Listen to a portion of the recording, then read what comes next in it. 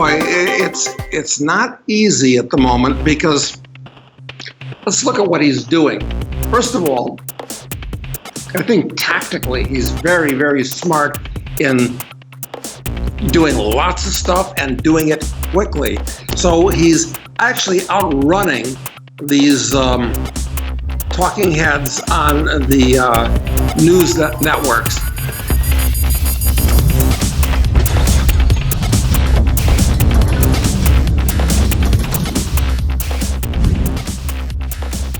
My guest now is Doug Casey, founder of Casey Research, and he's the author of several best-selling books, including Crisis Investing and The International Man.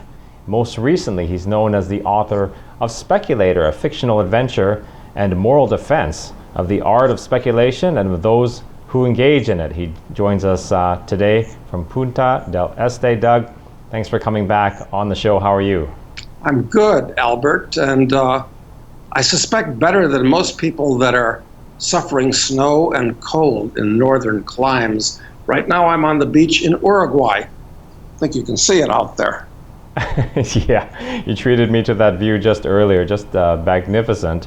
And I have to hand it to you, Doug. You know, most people when they say they're going south for the winter, they're talking about Yuma, Arizona or something, not the southern hemisphere, certainly not where you are. Looks just magnificent. And the other thing is you're the only one I know who just to have a cup of coffee or a beer with, I have to engage in a geography lesson. Well, I think it's incumbent upon all of us to make the world our oyster. It's a tiny little planet, unfortunately, so that people that act like potted plants and just stay in the area where they were born, I think are making a tragic error. Absolutely, missing out on a lot of fun too. Yes. So today is January 30th, and we have Donald Trump starting his second week as president, and just unleashing a wave of executive actions, from immigration to rollbacks of certain legislation. The types of things that you talk about, although you call them market distortions, and I certainly think that's what we're seeing here. And the thing about this president is the market distortions go down to individual companies as he decides to tweet them out. I'm guessing that you see a ton of speculative opportunities based on just the hands-on approach the president is taking. Well, yeah. Boy, it's not easy at the moment because let's look at what he's doing. First of all, I think tactically he's very, very smart in doing lots of stuff and doing it quickly. So he's actually outrunning these talking heads on the news networks, where he does things so fast that they can't get any mileage out of it. I mean, it's one thing after another after another. So this is very smart. It doesn't give them time to harp on these things. Secondly, most of the things he's doing economically are good. He's getting rid of regulations. He's setting the right tone for the country. This last Christmas was the first Christmas I can remember since I was a kid when it was actually okay to say Merry Christmas to somebody. So he's changed the social tenor of the country to some degree, and I think that's a good thing.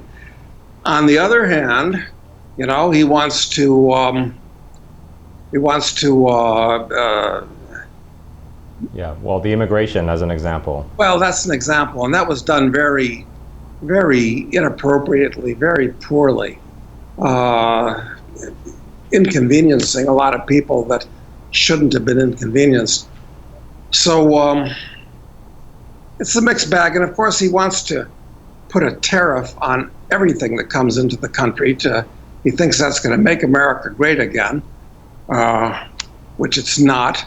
It's more likely to act as something that's like the Smoot-Hawley tariff in the 20s, bringing on the Greater Depression. So I think Donald is going to be a one-term president for a lot of reasons. And I think he could go down in the books as another Herbert Hoover.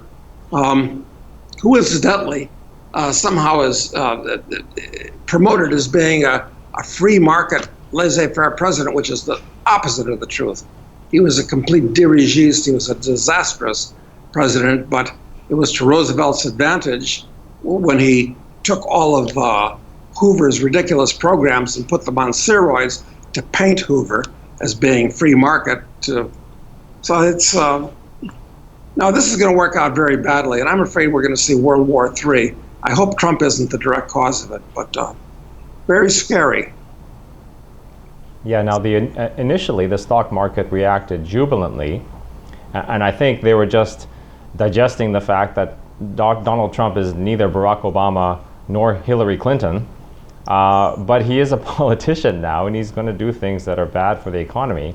I think we're seeing the tip of the iceberg now. Which among these policies scares you the most? We got the travel bans.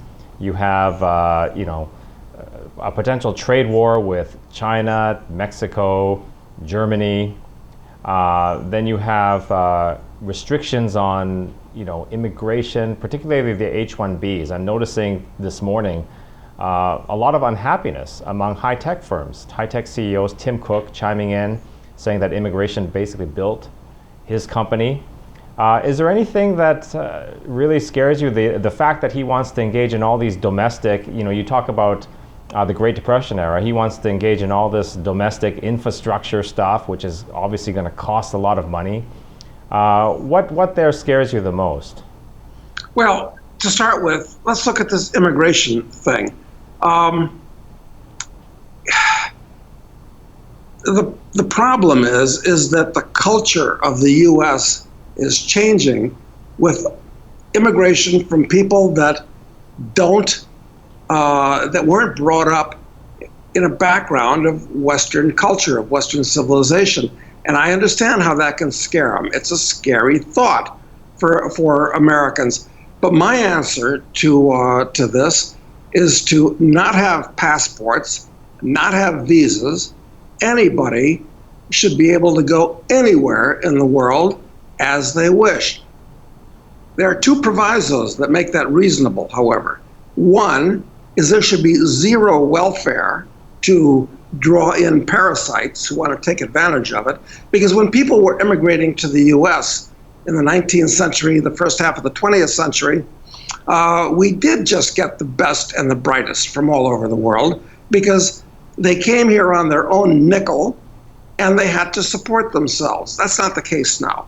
I mean, my understanding is the U.S. government has paid for a couple 100,000 Somalis to come here. And then we have to pay for them to be here. And it's insane. So, number one, anybody should be able to go anywhere, but there should be nothing to attract them other than opportunity. And number two, all the property in the country should be privately owned. So when somebody gets off the plane or gets off the boat, unless they have a deal with the person that owns that property, be it a hotel room or whatever, they have to get back on the plane because they have to be able to support themselves. So that would solve the problem. I'd like to see Trump do that, but that's out of the question. So. Yeah, and I think the biggest objection would come from the domestic welfare recipients, right? It has nothing to do with immigration. The biggest recipients of this are people right here. Oh no, the huge welfare apparatus in the U.S. is not going to go away until the whole thing collapses. Because out of the, I don't even know what the current number is. Let's say it's $3 trillion plus that the U.S. government spends every year. About a third of it is military related. About $1 trillion, security, state, military, so forth. And the rest of it is almost all some form of welfare.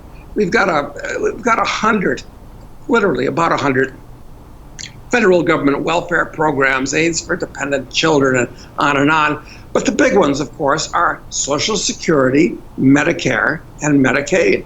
No way are those going to vanish until the situation collapses, perhaps with the destruction of the dollar or the overt as opposed to the covert bankruptcy of the U.S. government. It's already bankrupt, of course. Its liabilities far exceed its assets.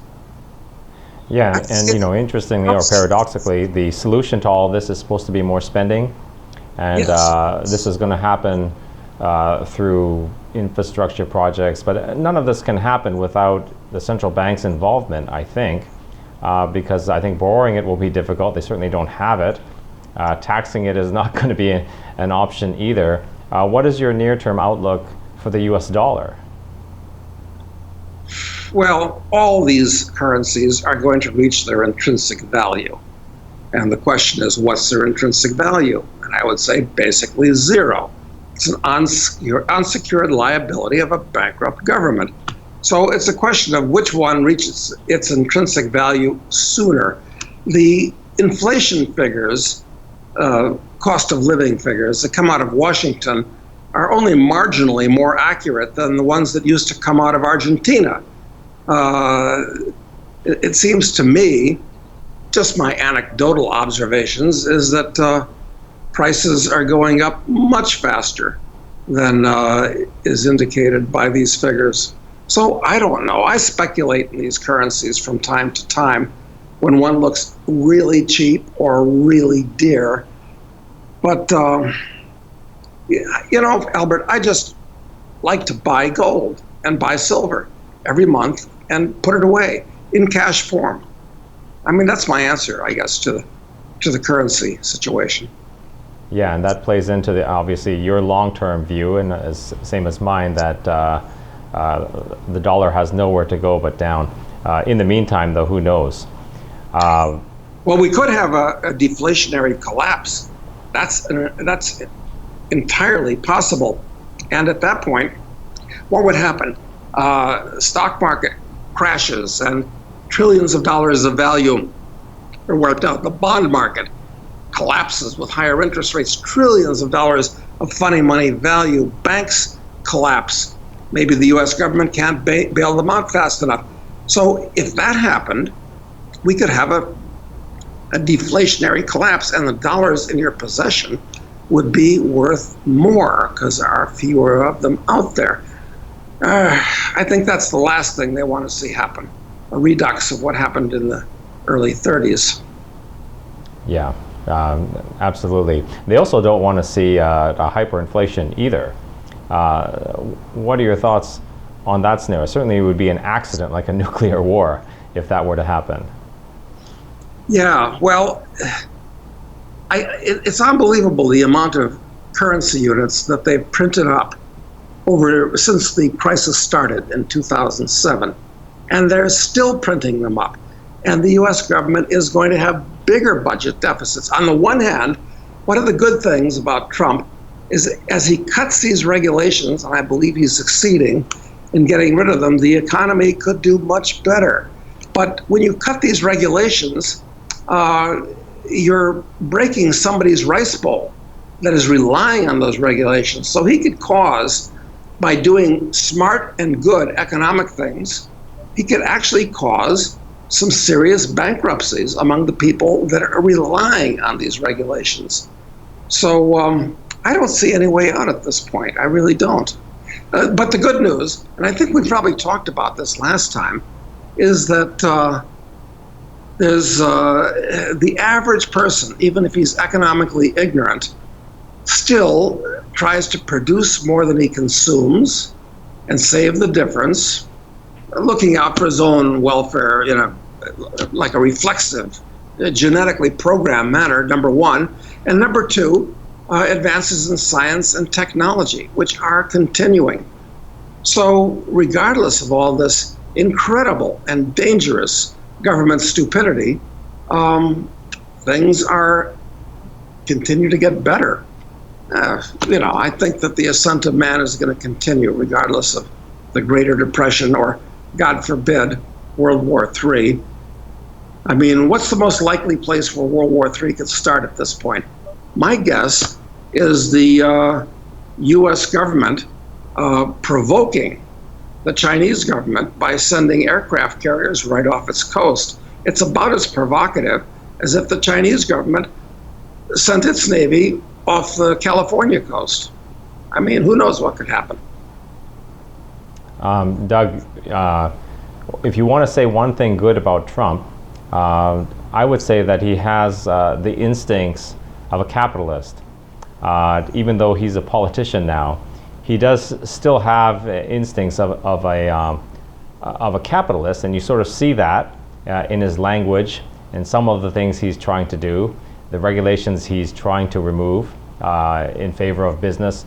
But what are your thoughts in general of running the government like a business? Every so often someone comes up and says they're going to run the government like a business, and that's exactly the way Trump appears to be behaving with all of these press conferences and whatnot. He looks like the chairman of a holding company, the federal government holding company with the 50 states as subsidiaries.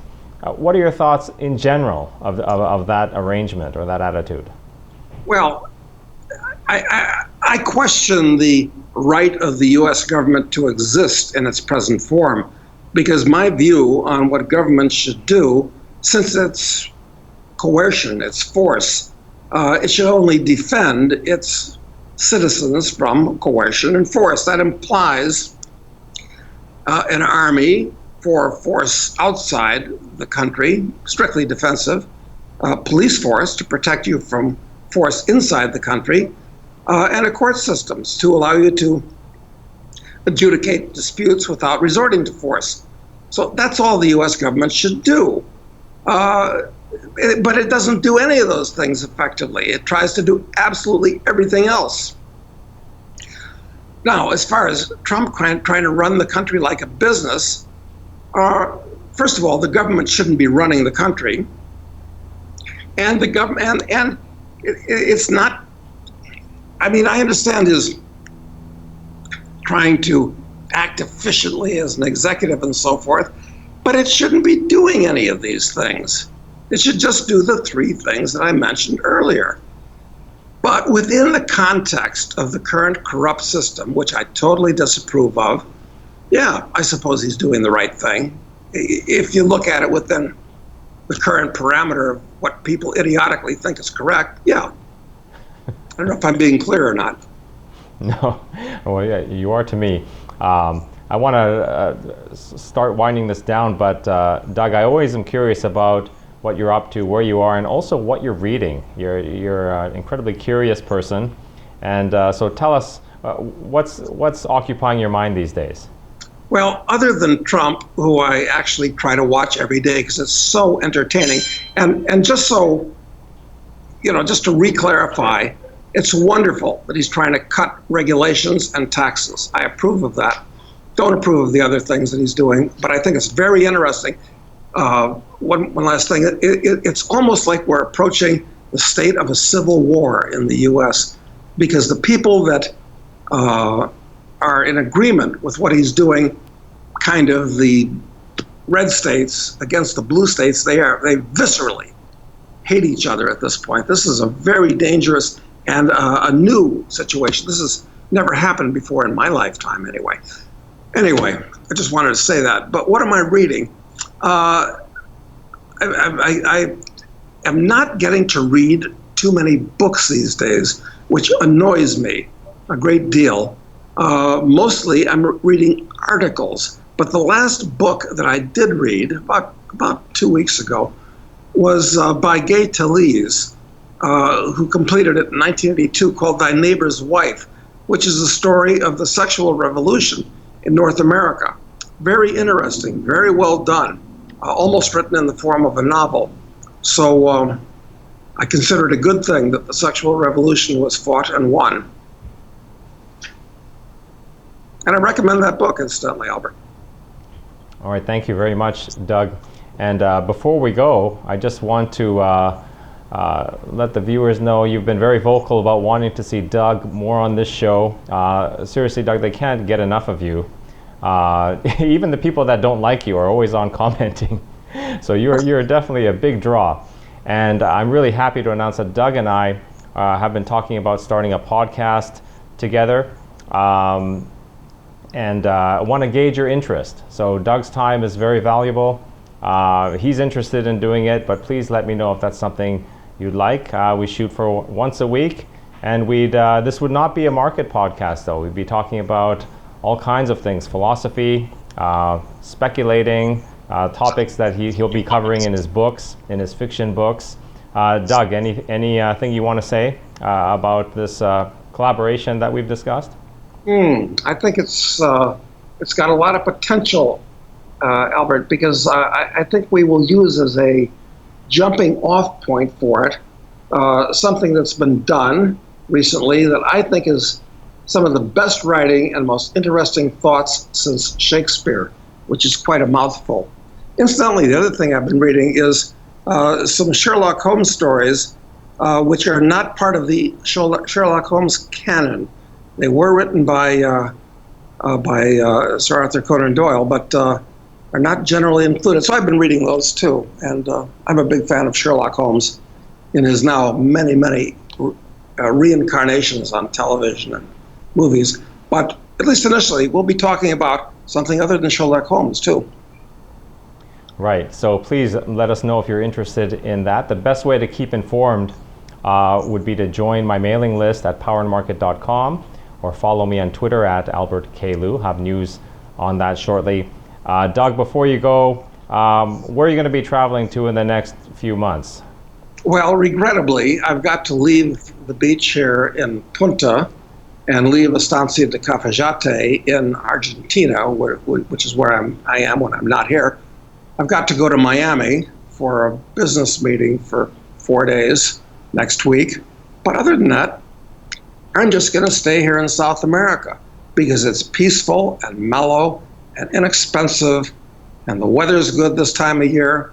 Everybody should be down here. But if everybody came down here, it would be like Calcutta or something. So maybe that's not such a good idea. Okay, so I guess we'll have to wait for Casey's comet to circle back to the northern hemisphere sometime in the spring or summer. Yeah, that'll be great, Albert. Okay, so thank you very much for joining me, Doug. Please check out his company, caseyresearch.com, and don't forget Amazon.com has his new book, Speculator. It's a great read. I've thoroughly enjoyed it. You look at the reviews piling up, 5-star reviews all over. People are loving this book. So please check that out. Thank you. Go ahead. I've got to say one other thing. This rather shocked me. John Williams, who some of your listeners may have heard of, he's the founder of Autodesk, which is a big CAD/CAM company. He's a very rich guy, and he just lives in Switzerland, and he does what he wants to do, which is read books. He reads several hundred books a year and reviews them. And he gave Speculator kudos for the best novel of 2016. I don't know if you were aware. I didn't know that. So that's great. Maybe can we link? Is there a review that we can link to in the show notes? Yes, I think so. Okay, I'll definitely get a hold of that. So that's great news, Doug. Congratulations. Thank you. Hi, I'm Albert Liu, host of the Power and Market Report. If you enjoyed this video, I invite you to subscribe to my channel by clicking the button on the top left of the screen. And don't forget, you can also visit us on Facebook and at powerandmarket.com. Thanks again for watching.